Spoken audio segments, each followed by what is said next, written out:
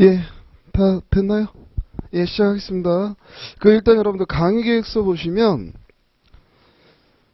2회가 90페이지부터 174페이지, 2회가 90페이지부터 174페이지, 그리고 3회가 175페이지부터, 그것만 좀 수정하시고, 근데 강의 계획서 자체는 여러분들 하나의 참고용이고 그때그때 진도 자체는 이걸 딱 맞출 수는 없습니다. 근데 그걸 일단 미리 말씀드리는 게, 여러분들 예습해 오시려는 생각하지 마세요. 여기 오셔서 여러분들 이 범위 내에서 뭐가 포인트인지 설명 다 들으신 다음에 복습 위주로 항상 공부를 하셔야지 예습으로 여러분들 공부하시는 거 아닙니다. 항상 수업에 오셔서 집중해서 잘 들으신 다음에 가셔서 그 범위 빠지지 않게 하나하나 복습하는 걸 위주로 여러분들 이 과정을 쫓아오셔야 훨씬 효과가 좋습니다. 예습하시면서 오히려 이상하게 잘못 이해하고 오시게 되면 오히려 그거 교정하는 게 더 어려우니까 일단 잘 들으시고 복습 위주로 쫓아오세요. 그리고 일단 여러분들 11회라는 과정 안에서 여러분들 등장할 수 있는 사례 논점이라든지 관련 논점이라든지 이걸 이 수업에서 다 해드릴 텐데, 여기 등장하는 기초적인 판례까지 그런 것까지 제가 다 설명하지 않습니다. 통칭의를 여기서 제가 설명할 일 없겠죠. 그러니까 여러분들 제가 일단 그냥 지나가고 제 입장에서는 요 판례는 설명이 좀 필요하다, 약간 이해하기 어렵고 조금 까다로울 수 있기 때문에 설명이 필요하다, 그런 건 제가 골라서 설명해 드릴 거예요. 근데 제가 설명 안 한 판례 중에서도 여러분들이 설명이 듣고 싶은 판례들이 있을 수 있잖아요. 그거는 복습하시다가 이 판례는 난 잘 무슨 말인지 모르겠다, 그런 것들을 복습하실 때 포스트잇 옆에다가 포스트잇 하나 옆에 두시고 몇 페이지에 몇 번 판례 그렇게 표시해 가지고 다음 시간 오전에 이 책상 위에다 교탁 위에다 올려놓으면 그거에 대해서는 공개적으로 다 한 번씩 언급을 해드리고 넘어갈 테니까 그렇게 이제 좀 수업을 진행을 할게요. 예, 그렇게 그 정도만 이제 공지사항 하면 되고, 오늘 보충 자료 중에 여러분들 지금 9회까지 그 사례에서 출제됐던 그 사례 기출 논점표가 있어요.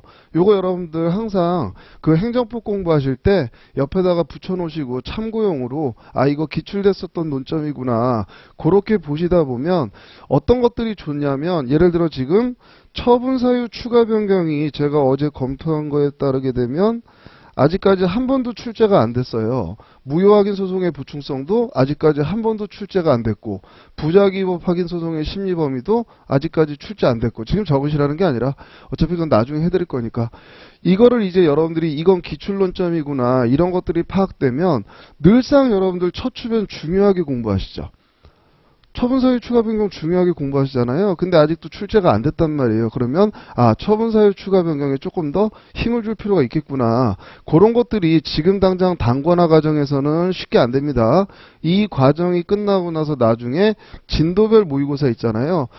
그때 이제 어쨌든 제가 이건 아직 출제가 안 됐던 논점입니다, 그래서 문제로 만들어 봤습니다, 이런 식으로 이제 언급을 해드릴 테니까 여러분들도 그런 거 실전 모의고사 나갈 때 진도별 그때 여러분들한테 이제 느낌이 생기실 테니까 일단 기출론점표 이거 내가 이렇게 쭉 한번 시간 잡아서 보신 다음에 이거 출제됐었구나 그런 느낌 정도는 갖고 계시라고 이제 만들어 왔고요. 자, 그리고 이제 뭐 1회 보충 자료는 수업 진행하면서 이제 전달해 드릴 거고, 자, 교재 보시면 오늘은 특히나 여러분들 앞에 시험하고 관련 있는 논점이 별로 없기 때문에 팍팍 이제 뛰어 넘어갈 테니까 페이지 잘 쫓아오세요. 제일 먼저 어디 보시냐면 4페이지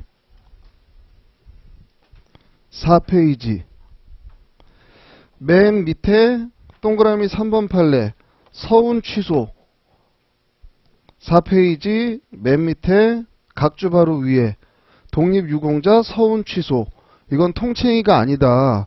이건 통칭의가 아닌 건 여러분들이 선택형에서 너무나 잘 하시는데, 실제로 이건 여러분들 사례로 물어볼 수 있는 사건입니다. 실제로 피고적격이 쟁점이 됐었기 때문에.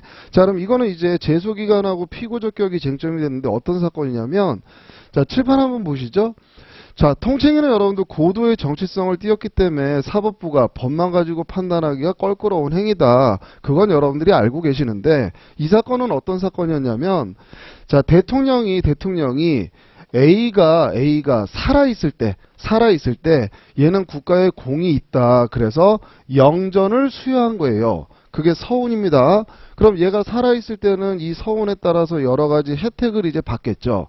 근데 얘가 사망하면 그때부터는 얘 유가족들이 그 혜택 같은 걸 관련 법령에 의해서 받게 되는 겁니다. 근데 얘가 사망하고 나서 죽었어요. 사망하고 나서 얘는 독립군이 아니라 오히려 친일파였네. 그럼 얘한테 줬던 서운을 취소해야지. 그래서 서운 취소 처분이 나간 거예요. 이 서운 취소 처분은 대통령밖에 할 수 없습니다. 국무회의 심의 거쳐서 대통령만이 할 수 있는 처분이에요. 그래서 이 처분 문서 이거를 보게 되면 하단에 처분청이 대통령으로 딱 명시가 돼 있습니다. 그럼 이건 누가 한 처분이에요? 누가 한 처분이에요? 대통령이 한 처분입니다. 근데 이 처분을 국가보훈처장이 자신의 이름이 박힌 봉투에다 담아서 유가족한테 통지를 한 거예요. 자, 유가족한테 통지를 한 겁니다. 근데 여러분들 이 서운 취소의 상대방은 누구예요? 유가족이에요? 이미 사망한 갑이에요? 이 서운 취소는 일신 전속적이기 때문에 영전 수여도 그렇고 마찬가지로 서운 취소도 A에 대한 처분이에요, 여러분들. A. 근데 A는 지금 사망에 있잖아요. 그럼 특정인인데 사망에 있으니까 이게 송달이 가능해요, 불가능해요? 불가능하죠. 그럼 이런 경우에 송달이 불가능한 경우에 어떤 방법으로 효력을 발생시켜요? 고시나 공고로 효력을 발생시키는 겁니다. 그러면 지금 요 서운 취소는 유가족에 대한 처분이에요, 유가족에 대한 처분이 아니에요? 유가족에 대한 처분이 아닙니다. 그럼 서운 취소하겠다 유가족한테 개별적으로 통지했어요. 이게 처분이라는 거예요, 처분이 아니라는 거예요? 처분이 아니라는 겁니다. 자, 1월 1일에 유가족한테 통지가 날라왔어요. 이건 뭐예요? 그러면 관념의 통지. 네 조상이 서운 취소당했다라는 객관적 사실을 알려주는 관념의 통지에 불과한 거지. 이건 처분이 아니라는 겁니다. 그럼 이건 사망자에 대한 처분이기 때문에 송달이 불가능하기 때문에 고시나 공고를 통해서 효력을 발생시킬 수밖에 없는 거예요. 그래서 고시 공고를 했어요. 언제 했느냐? 그래서 2월 1일 날 고시에서 효력이 발생됐어요. 자, 그러면 여러분들 제소기간의 기산점인 날짜는 언제부터 세는 거예요? 1월 1일부터 세는 거예요? 2월 1일부터 세는 거예요? 2월 1일부터 세는 겁니다. 이제 유가족이 이 고시됐다라는 걸 언제 알았느냐? 2월 3일 날 알았어요. 그럼 언제부터 90일을 세는 거예요? 2월 3일로부터 90일 이내에 소를 제기해야 되는 겁니다. 이때 유가족은 왜 원고적격이 인정될까요? 처분의 상대방이에요? 처분의 상대방이 아니에요? 아닙니다, 여러분들. 처분의 직접 상대방이 아니에요. 그럼 이제 제3자의 원고적격을 써야 되죠. 법률상 이게 의미, 범위, 자쓰고 얘가 왜 원고적격이 있는지를 써야 되는데 얘는 여러분들 A에 대한 서운으로 인해서 관련 법령상 A가 사망하는 순간 관련 법령상 여러 가지 법령상 혜택, 권리를 부여받고 있었단 말이에요. 근데 서운 취소의 효력이 발생하게 되면 얘가 받던 혜택이 다 끊기죠. 그러니까 당연히 얘는 법에서 보호받고 있는 권리들이 소멸하기 때문에 원고적격 인정해 주는 겁니다. 근데 얘가 소송을 제기했는데 피고를 누구로 했어야 돼요? 이건 누가 한 처분이에요? 대통령이 한 처분입니다. 근데 서류봉투 겉에 있는 보훈처장을 피고로 했더라는 거예요. 보훈처장을. 그럼 피고적격이 있는 자를 피고로 지정한 거예요? 피고적격이 없는 자를 피고로 지정한 거예요? 피고적격이 없는 자를 피고로 잘못 지정한 겁니다. 그럼 이 경우에 이 소송 계속 중에 구제수단을 써봐라. 그럼 뭘 쓰는 거예요? 피고를 잘못 지정한 경우에 피고 경정을 써야 되는 논점으로 흘러가고 다른 시험에서도 모의고사로 요 구조를 가지고 물어보고 있습니다. 자, 그래서 여러분들 이 서운 취소 자체가 통칭이가 아니다. 이건 당연히 기존에 봤던 권리를 박탈하기 때문에 처분이 아니다. 이거 통칭이가 아니다. 처분이다. 이건 여러분들 선택형에서 그냥 단답식 문제고 이 서운 취소 사건에서 실제로 중요하게 다뤄졌던 건 이 유가족에 대한 통지는 처분이 아니고 사망자에 대한 처분인데 송달이 불가능하니까 결국 고시 또는 공고로 효력을 발생시켜야 되고, 그럼 고시로서 효력이 발생된 날, 이게 있은 날이고, 결국 이건 여러분들 일반 처분이 아니죠. 불특정 다수인에 대한 일반 처분이 아닙니다. 그러니까 결국 그 처분이 있음을 안 날, 일단 효력이 발생한 다음에 안 날이 도래할 거 아니에요. 요때로부터 90일 이내에 제기해야 된다. 요 1월 1일부터 90일을 세면 된다는 거예요, 안 된다는 거예요? 안 된다는 겁니다. 이 1월 1일에는 이건 처분도 아니고 애초에 이 처분의 효력이 발생할 일이 없기 때문에. 그리고 피고는 누가 돼야 된다는 거예요? 대통령이 돼야 된다는 겁니다. 대통령. 그런데 국가보훈처장으로 잘못 지정했다면 피고 적격이 없는 자로 잘못 지정한 거기 때문에 소송 계속 중에 피고 경정이라는 수단으로 구제받을 수 있다. 그 논점으로 이제 여러분들 시험과 관련해서 흘러갈 수 있는 사건이기 때문에 그게 의미를 갖는 겁니다. 자, 여기서 여러분들 이제 피고 경정이라는 내용이 등장했으니까 피고 경정과 관련해서 여러분들이 배우셔야 되는 내용이, 배우셨던 내용이 뭐가 있냐면 권한의 대행, 위임, 내부 위임, 그리고 대리. 자, 원래 처분 권한은 법의 권한자로 지정된 자가 직접 행사하는 게 일반적인데, 얘가 직접 행사하기 어려운 경우에는 권한을 대행시킨단 말이에요. 그 권한의 대행의 모습이 세 가지가 있어요. 위임, 내부 위임, 대리. 그럼 예를 들어서 근로복지공단이 있고 지역본부장이 있어요. 자, 산재보험료 부과처분 권한은 근로복지공단의 권한입니다. 근데 이 권한 자체를 지역본부장한테 위임했어요. 위임. 얘가 위임청, 얘가 수임청. 그럼 진짜 위임을 하게 되면 권한이 누구께 돼요? 진짜 위임을 하게 되면 권한은 수임청으로 넘어갑니다. 그럼 당연히 국민한테 처분도 누구 명의로 나가요? 수임청 명의로 나갑니다. 그럼 피고는 누구예요? 당연히 수임청이 피고가 되는 겁니다. 자, 내부 위임은 여러분들 위임청, 수임청이라는 표현은 같이 쓰지만 권한을 주는 거예요? 내부적으로 일만 시키는 거예요? 내부적으로 일만 시키는 겁니다. 야, 지역본부장 공단 본사로 들어와 봐. 내가 지금 갑이라는 애한테 산재보험료 부과 처분을 해야 되는데 이거 금액 산정하기 잘 어렵다. 너 그거 잘한다며 내 앞에서 처분문서 하나 만들고 가. 이게 내부 위임이에요. 그럼 이 지역본부장이 처분문서 만들 때 하단에 누구 이름을 썼어야 돼요? 공단의 이름을 썼어야 됩니다. 제대로 된 내부 위임이면. 그럼 공단의 이름으로 처분이 나가요. 그럼 당연히 피고는 누가 되는 거예요? 공단이 피고가 되는 겁니다. 근데 내부 위임에 불과했는데 지역본부장이 자신의 명의로 처분을 했어요. 자신의 명의로. 그때는 피고 적격이 누구한테 있어요? 그때는 피고 적격이 누구한테 있어요? 여러분들 피고 적격은 권한 있는 행정청이 아닙니다. 그 처분을 한, 자기 명의로 처분을 한 처분청이 피고 적격을 가져요. 얘 권한 없는지 있는지 상관없다라는 거예요. 그럼 이때는 피고 적격을 누가 가져요? 지역본부장이 피고 적격을 갖는 게 원칙입니다. 우리 판례의 태도예요. 그럼 내부 위임의 경우에는 원칙적으로는 얘가 피고가 돼야 되는데 제대로 이루어졌다면, 만약에 권한 없지만 수임청이 자신의 명의로 처분했다면 얘가 피고 적격을 갖는다. 그거 이제 보시고, 마지막으로 대리. 이게 여러분들 시험에서 이제 피고 경정, 피고 적격으로 물어보기 제일 유력합니다. 자, 공단이 있고 지역본부장이 있는데 대리권을 수여했어요.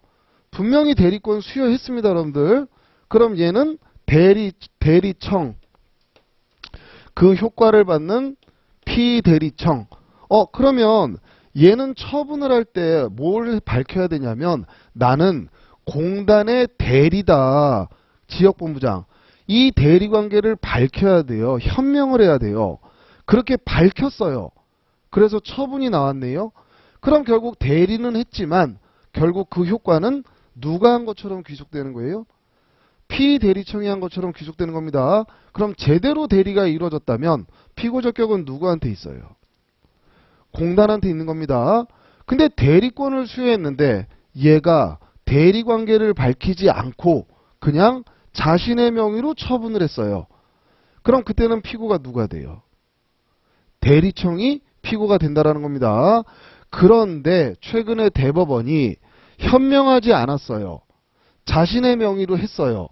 그럼에도 불구하고 이렇게 해온 관행이 10년 동안 지속됐고 상대방도 그런 사실을 알았다면, 얘가 대리하고 있다라는 걸 알았다면 그때는 누가 피고적격을 갖는다고 그래요?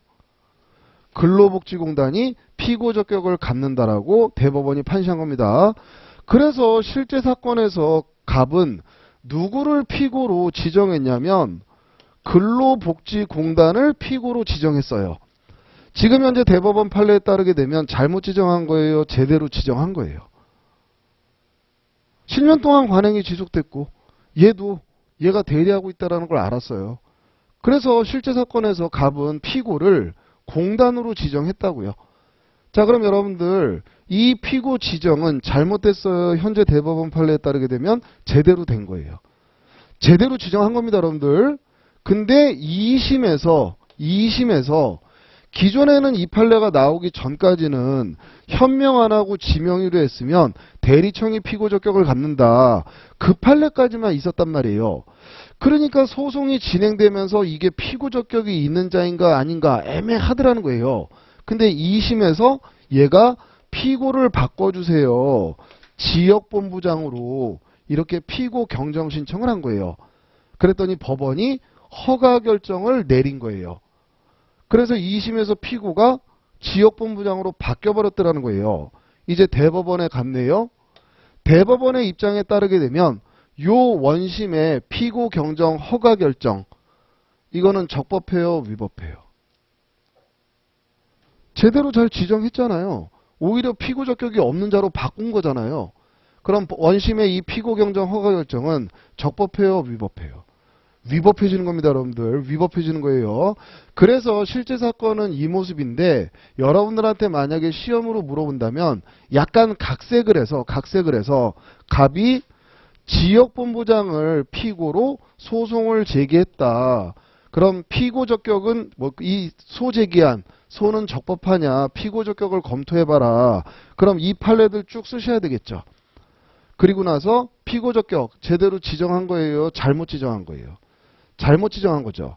그럼 소송 계속 중에 구제수단 써봐라. 그러면 피고 경정을 이제 여러분들이 그 조문 보고 찾아서 쓰시게 되는 구조입니다. 이게 바로 서운 취소와 관련해서 이것도 이제 피고 경정이 논점이 됐던 거였고, 여러분들한테 피고 경정을 물어본다면 위임, 내부 위임, 대리 요것들을 이제 연결해서 물어볼 수 있으니까 그렇게 보시고요. 자, 그리고 어디 보시냐면 6페이지. 자, 로마자 2번의 공법과 사법의 구별, 2번의 구별 기준. 자, 그래서 두째 줄 앞에 주체설, 지금 밑줄 친 부분만 여러분들 답안에 쓰실 수 있습니다. 주체설, 밑에 성질설, 이익설, 밑에 결론은 복수기준설이 타당하다. 그럼 이거를 여러분들이 답안에 쓸 일은 딱 한 번 나와요. 자, 이걸 여러분들이 답안에 쓸 일은 딱 한 번 나옵니다. 여러분들 석탄 가격 안정 지원금 요거랑 상관없어요. 석탄 가격 안정 지원금 지급 청구 소송은 항고 소송이에요, 당사자 소송이에요? 석탄 가격 안정 지원금 청구는 법에 아예 정해져 있기 때문에 바로 법상 권리가 발생하기 때문에 당사자 소송을 제기하라고 했습니다. 지방 전문 계약직 공무원, 전문 계약직 공무원, 얘네들은 무슨 관계예요? 전문 계약직 공무원, 공법 관계예요, 사법 관계예요? 공법 관계입니다. 그 계약직 공무원에 대한 해촉, 이게 처분이에요, 대등 관계에서 공법상 근로계약의 해지예요? 대등 관계에서 공법상 근로계약의 해지입니다. 그럼 처분이 아니죠. 그럼 그 해촉이 여러분들 만약에 위법하다면 무슨 소송을 제기했어야 돼요? 당사자 소송을 제기했어야 되는 겁니다. 그럼 공법관계와 사법관계의 구별, 이걸 여러분들이 답안에 쓸 일은 딱 한 번 등장해요. 구조 자체가. 지금 갑이라는 애가 전문 계약직 공무원인데 지방자치단체로부터 해촉을 당했어요. 그러니까 이 해촉이 위법하다, 부당하다, 무효다 소송을 제기하려고 그래요. 그럼 얘는 무슨 법원에 무슨 소송을 제기했어야 돼요? 행정법원에 당사자 소송을 제기했어야 되는 겁니다. 근데 얘가 민사법원에 이 해촉에 대한 무효 확인 소송을 민사소송으로 제기한 거예요. 자, 그럼 이건 여러분들 원래 무슨 소송으로 들어갔어야 되는 거예요? 행정법원에 당사자 소송으로 들어갔어야 되는데 민사법원에 민사소송으로 들어간 거예요. 그럼 여기서 일단 이게 제대로 관할법원에 제기했나 안 했나를 일단 검토를 해야 된단 말이에요. 그럼 이때 얘 해촉 전문계약직 공무원에 대한 근무관계는 공법관계냐 사법관계냐 이거를 구별해야 이게 민사소송의 대상인지 행정소송의 대상인지 그걸 구별할 수가 일단 있는 거예요. 자, 그러면 공법관계와 사법관계의 구별 성질설, 이익설, 주체설 그렇지만 복수기준설이 타당하다. 우리 판례는 전문계약직 공무원에 대한 해촉은 공법상 당사자 소송의 대상이라고 판시했다. 그 정도 이제 쓰시는 거예요. 자, 그러면 이제 민사법원에 민사소송으로 제기했죠. 행정소송으로 제기해야 될 사건을 이때 이 소송에서 얘가 이거 당사자 소송으로 소변경해 주세요. 당사자 소송으로 소변경해 주세요. 이렇게 신청을 했대요. 자, 그럼 여기서 과연 이 소변경 신청이 허용될 거냐? 그럼 이게 논점이 뭐예요? 행정소송과 민사소송 간의 소변경. 근데 우리 행정소송법에는 여러분들 어떤 소변경만 있냐면 항고소송과 항고소송 간, 항고소송과 당사자 소송 간, 행정소송과 민사소송 간의 소변경에 대해서는 행정소송법에 명문 규정이 없단 말이에요. 그러니까 이제 여기서 견해대립이 등장하는 거예요. 그래, 국민의 편의 어느 소송이 행정소송인지 민사소송인지 구별이 어렵기 때문에 이런 경우에도 소변경 인정해 주자. 긍정하는 입장. 아니다. 이건 전속관할권 위배이기 때문에 허용해서는 안 된다라는 부정하는 입장. 여기에서 우리 판례를 여러분들이 뭘 쓰시는 거냐면 여러분들 다 이미 알고 있는 판례입니다. 만약에 행정소송으로 제기해야 될 사건을 민사소송으로 잘못 제기한 경우에 이 법원이 그래서 각급 법원 배치표를 보게 되면 이런 재판부가 있습니다.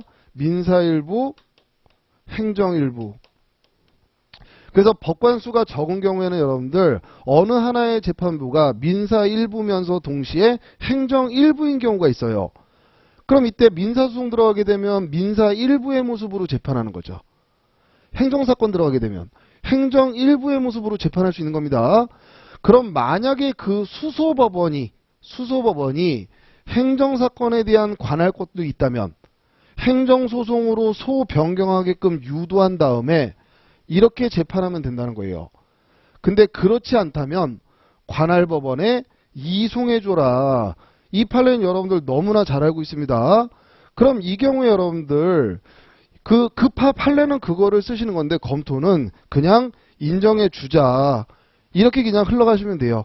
허용해주자. 그래서 개정안에서도 이 민사소송과 행정소송 간의 소변경을 폭넓게 인정하고 있다. 그래서 요렇게 그냥 마무리 지시면 됩니다. 그래서 공법관계와 사법관계의 구별 기준은 여러분들한테 딱 물어볼 수 있는 구조가 하나예요. 일단 여러분들한테 제시된 사건이 무슨 소송인지는 당연히 여러분들이 알고 계셔야 됩니다. 근데 행정소송 사건이에요. 근데 민사법원에 민사소송으로 제기했대요. 그럼 일단 이게 공법관계인지 사법관계인지를 언급해주고 이건 공법관계다. 그럼 행정소송으로 제기해야 된다. 근데 민사법원으로 잘못 제기했대요. 그러면 이제 이어지는 논점이 민사소송과 행정소송 간의 소변경 논점으로 이어질 수 있는 겁니다. 예, 그래서 이제 잠깐 언급했고요. 그래서 교재 어디 보시냐면 388페이지 388페이지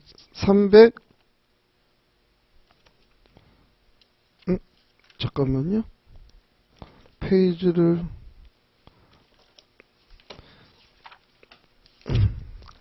제가 페이지 메모를 잘못했나 보네. 소변경 525페이지 일단 한번 가보시고 525페이지 예, 526페이지네요. 526페이지 526페이지에 중앙에 보시게 되면 답번에 항고소송과 민사소송 간의 변경돼 있죠. 항고소송을 그냥 행정소송으로 바꾸세요. 행정소송으로.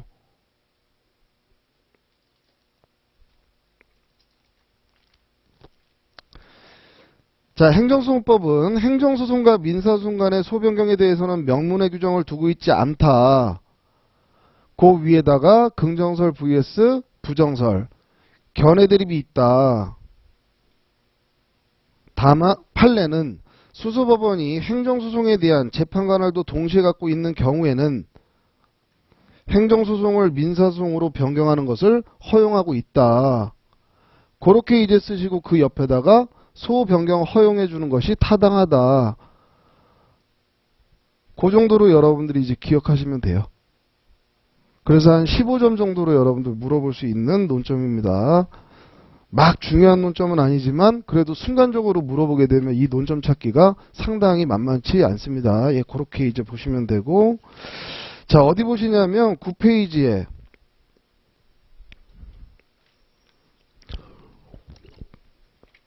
법치행정의 원리에 법률 유보원칙, 법률 우위원칙의 내용은 여러분들 설명드릴 게 아니고 여러분들이 이 구조 자체를 잘 기억하셔야 되는 게 지문에서 설문에서 자, 갑이라는 애한테 처분이 나갔다. 처분이 나갔다. 이 처분이 적법하냐 이렇게 이제 물어보는 문제를 만났단 말이에요.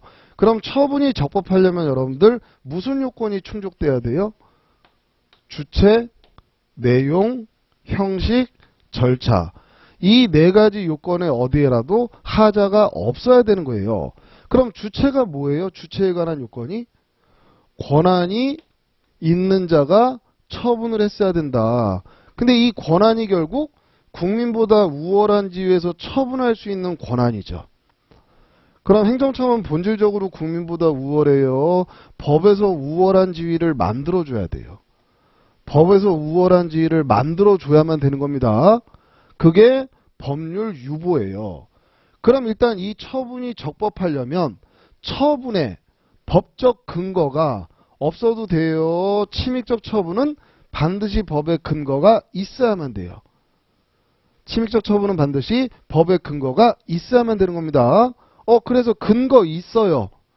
그럼 근거가 있다라는 건 무조건 하면 적법이에요. 할 수 있다라는 거예요. 근거가 있다라는 건 일단 하는 게 가능하다는 거예요.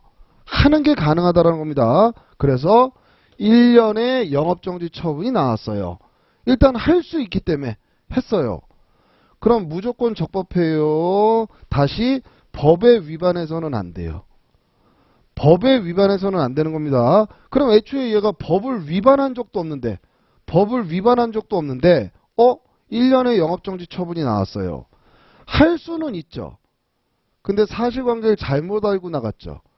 그럼 이 처분은 적법해질 수가 없게 되는 겁니다. 자, 법 위반했어요. 위반했습니다. 할 수 있어서 했어요. 그럼 이 처분이 다시 법을 위반해서는 안 되는데 만약에 이 처분이 기속행위예요. 한 번 적발되면 1년 이렇게 그냥 기속행위예요. 그럼 일단 법에 적합하다, 적법 이렇게 끝나겠죠. 그 근거 법률이 위헌이 아닌 이상 만약에 법에 봤더니 한 번 적발되면 1개월 기속행위예요. 그럼 무슨 비례원칙 이런 거 따져볼 필요 있어요. 한 번 적발되면 1월에 기속 처분이 나가야 되는데 1년 나갔으니까 바로 그냥 성문법 위반 위법으로 끝나버리죠. 그러니까 기속행위는 잘 안 물어봅니다. 그러니까 재량을 갖고 물어본단 말이에요. 그럼 1년 이하로 돼 있어요. 그래서 일단 할 수 있어요. 했어요. 그럼 무조건 적법이에요. 재량도 일탈남용이 있으면 위법해져요. 일탈남용이 있으면 위법해지겠죠. 그때 남용에 해당되는지 사실오인, 행정법의 일반원칙 위배 이런 것까지도 다 없어야 결국 이 처분은 적법이다, 위법이다 이런 결론이 나오게 되는 거예요. 그래서 여러분들이 항상 어떤 처분이 위법이냐 적법이냐 이런 설문을 만나게 되면 구조 자체가 일단 할 수 있는 건가? 근거는 있나? 근거 없는데 나가는 경우는 거의 없습니다. 그래도 근거는 여러분들 찾아줘야 돼요. 법에 근거 있기 때문에 할 수 있다. 그럼 할 수는 있어서 했는데 그게 과연 법에 위반되는지를 검토해 봐야 된다. 근데 재량행위다. 그러니까 결국 일탈남용이 있는지를 살펴봐야 된다. 이런 식으로 여러분들이 검토가 구조화가 좀 돼 있어야 이런 문제 만났을 때 막 왔다 갔다 어수선하지 않은 답안을 쓰시게 되는 모습입니다. 예, 법률 우위의 원칙, 예, 법률 유보의 원칙. 그 정도 느낌만 전달하고요. 자, 이제 어디 보시냐면 19페이지.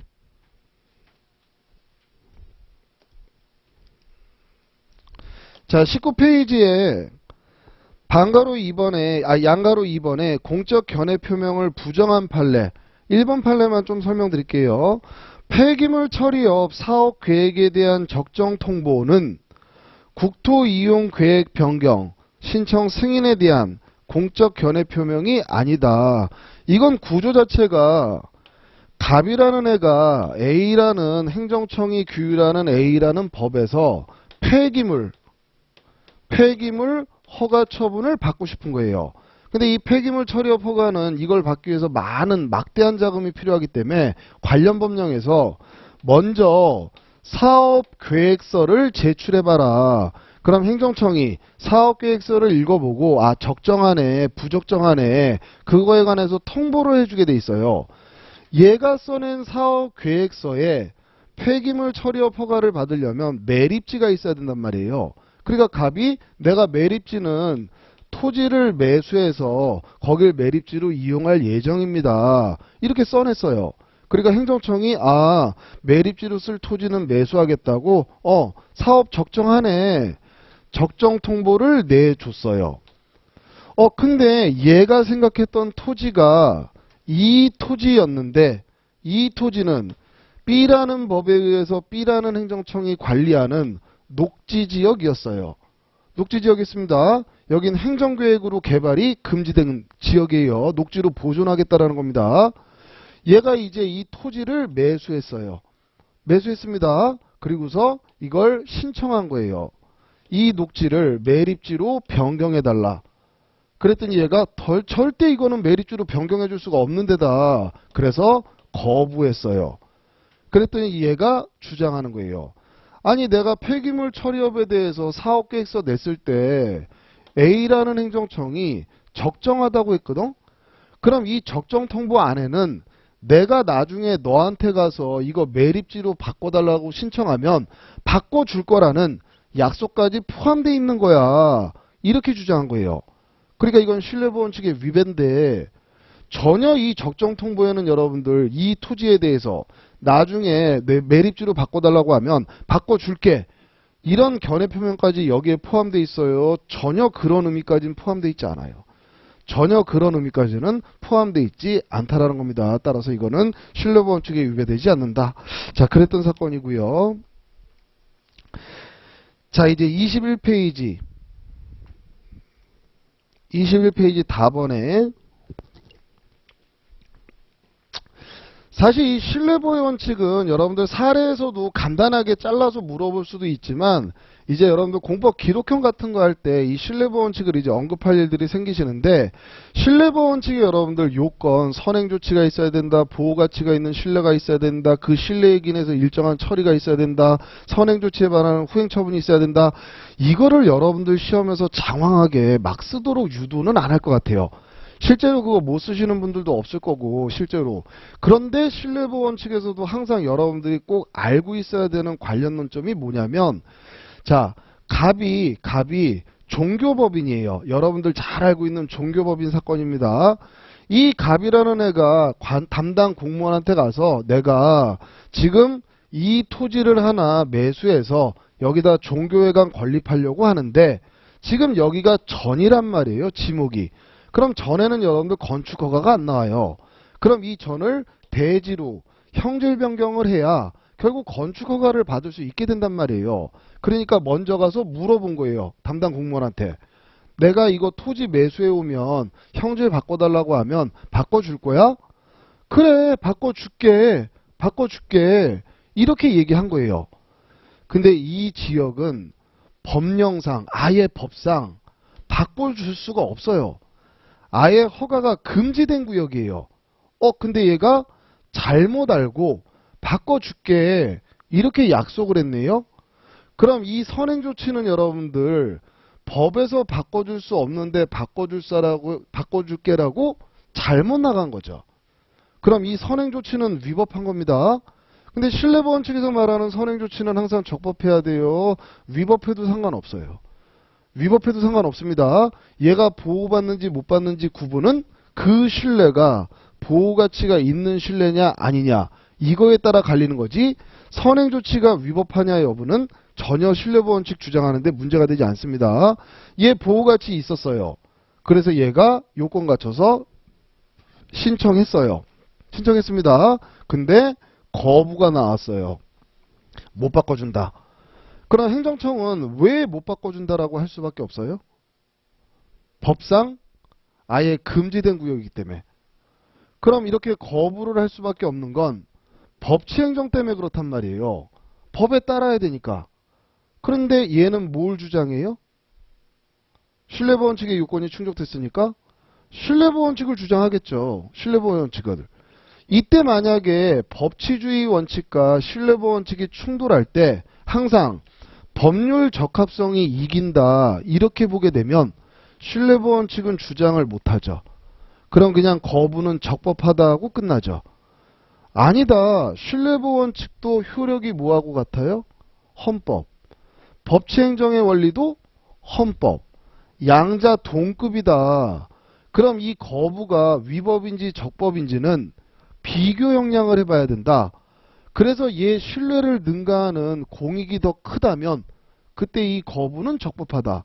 근데 만약에 이 공익보다 침해되는 사익, 신뢰 침해가 더 크다면 그때는 이 거부는 위법하다. 결국 양자 동급이기 때문에 비교 역량 해봐야 된다.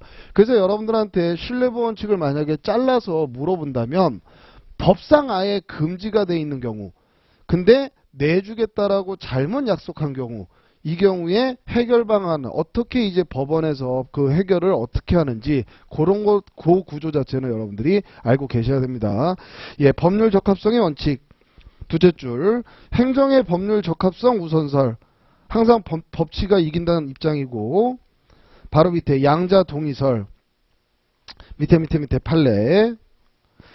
자, 공적 견해 표명에 반하는 후행 처분을 통하여 달성하려는 공익과 끝에 상대방의 신뢰가 침해됨으로써 발생하는 불이익을 이익 형량하여 공익이 더 큰 경우에는 후행 처분은 적법하고 상대방의 불이행이 더 큰 경우에는 끝에 당해 후행 처분은 위법하다고 판시하고 있다. 자, 그럼 여기서 여러분들 달성하려는 공익이 더 커요. 달성하려는 공익이 더 큽니다. 그럼 이 처분은 적법하다고 끝나겠죠. 이 처분은 적법하다고 끝날 거 아니에요. 그럼 얘 구제수단은 어떤 걸 생각해 볼 수 있어요? 얘 토지 매수했는데 매립지로 안 바꿔주잖아요. 그럼 매립지가 없으면 폐기물 처리 허가가 나올 수가 없습니다. 근데 공사익 비교 역량해 봤더니 거부가 적법으로 끝나요. 바꿔줄 수가 없어요. 그럼 이제 얘 구제수단은 뭐예요? 처분이 적법한데 항고소송 생각하시면 안 되겠죠. 적법한 공행정작용으로 얘한테 특별한 희생이 발생했죠. 재산상. 그럼 얘는 뭘 청구할 수 있어요? 손실보상 청구를 할 수 있겠죠. 손실보상 청구할 수 있습니다, 여러분들. 근데 법에 이런 경우에 손실보상 규정이 없어요. 법에 이런 경우에 손실보상 규정이 없습니다. 그게 올해 여러분들 시험 논점이었잖아요. 분명히 특별한 희생이 발생했는데 법에 손실보상에 관한 규정이 없어요. 그때 과연 헌법 23조 3항을 가지고 직접 손실보상을 청구할 수 있는지, 직접 효력설, 위헌부여설, 유추적용설, 방침규정설, 그 견해들이 있잖아요. 그런 것도 여러분들 다시 헌법과 관련해서도 물어볼 수 있는 구조이기 때문에 이 구조 자체는 여러분들 잘 좀 기억을 하세요. 신뢰보호 원칙과 법치행정 간의 충돌은 여러분들 꼭 기억을 하고 계셔야 됩니다. 자, 그거 보시면 되고, 예, 23페이지.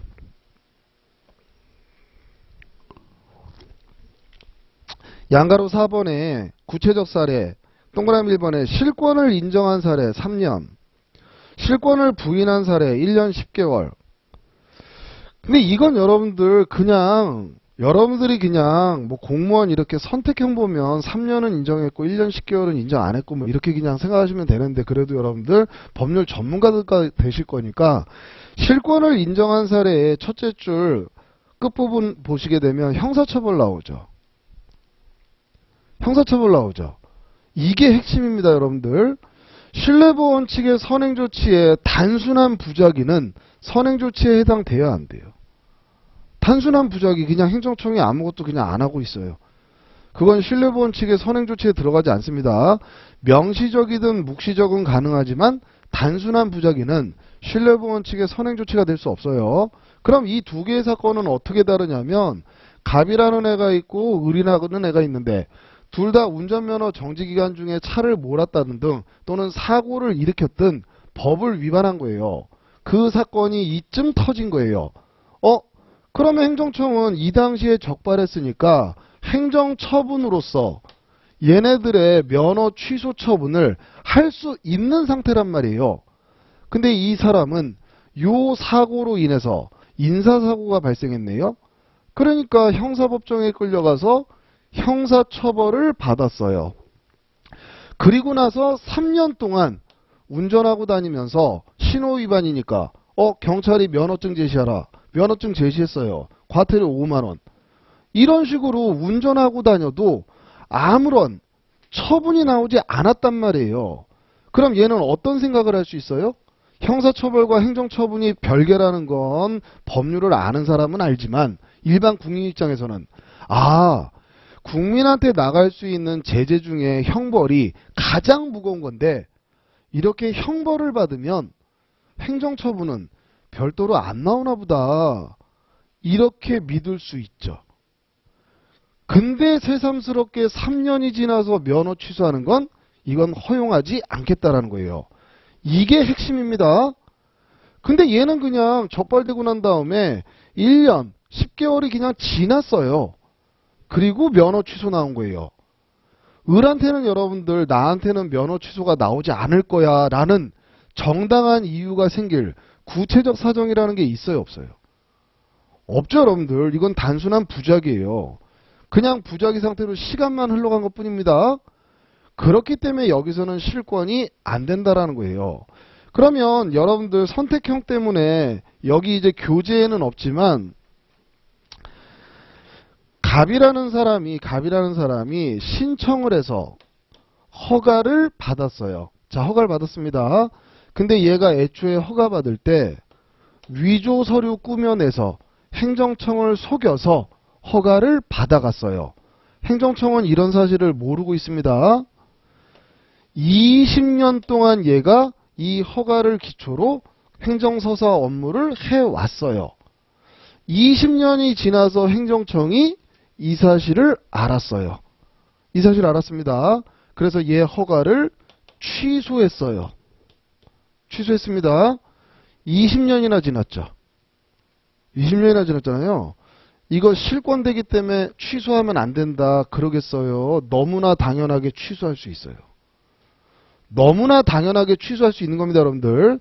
이 기간으로 판단하는 게 아니에요. 실권은 권리자가 권리행사 가능했음에도 불구하고 장기간 불행사했고, 핵심은 상대방의 입장에서도 더 이상 권리행사하지 않겠구나라고 믿은 정당한 이유가 있어야 돼요. 그럼에도 불구하고 새삼스럽게 권리행사하는 건 권리남용에 해당하기 때문에 신해치기 위반되기 때문에 행사 못하게 하겠다. 이게 실권입니다. 그럼 이때 행정청은 여러분들 취소해야 되는 허가 처분이라는 걸 언제 비로소 알았어요? 20년이 지나서야 알았죠. 이때 권리행사가 가능했던 거예요. 그래서 바로 취소한 거예요. 전혀 실권될 일이 없는 겁니다. 그러니까 그냥 3년, 1년, 10개월 이렇게 외웠던 분들은 20년 나오면 당연히 실권이지. 3년보다도 훨씬 많이 지났는데 그렇게 접근하시면 안 됩니다. 예, 상대방의 정당한 이유가 핵심이라는 걸 좀 생각하시고요. 자, 이제 어디 보시냐면 28페이지.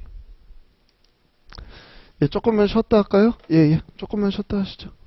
혹시 아침 식사 못 하신 분들은 15분 드릴 테니까 뭐 간단하게 뭐 씹으실 수 있는 거 조금 드시고 들어오세요. 예, 아침 꼭 드셔야 됩니다.